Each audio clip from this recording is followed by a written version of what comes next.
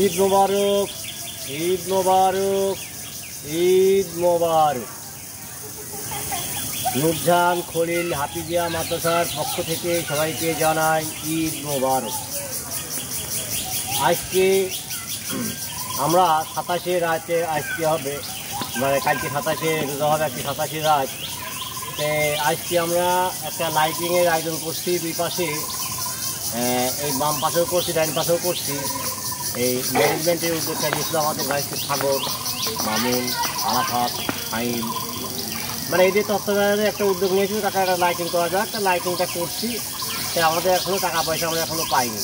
তো যারা টাকা পয়সা কাদের কাছ থেকে নেব, গ্রাম থেকে মানে কিছু লোকে ট্যালেন্ট করছে তাদেরকে নেবো, আর প্রবাসী ভাইদের কাছ থেকে নেবো। এই প্রবাসী ভাইদেরকে বলছি আমরা এখানে লাইটিং করছি, আমাদের জন্য যতটুকু পারেন কিছু হচ্ছে সাহায্য করবেন। যেহেতু সব জায়গায় সারা বাংলাদেশেও কিন্তু কম বেশি ঈদের শুভেচ্ছার জন্য কিন্তু আপনার কম বেশি লাইটিং করে। আমাদের এটা গ্রাম, এই গ্রামে আমাদেরও ইচ্ছা থাকে যে আমরাও কিছু ঈদগাতে বা রাস্তার পাশে একটা লাইটিং করি।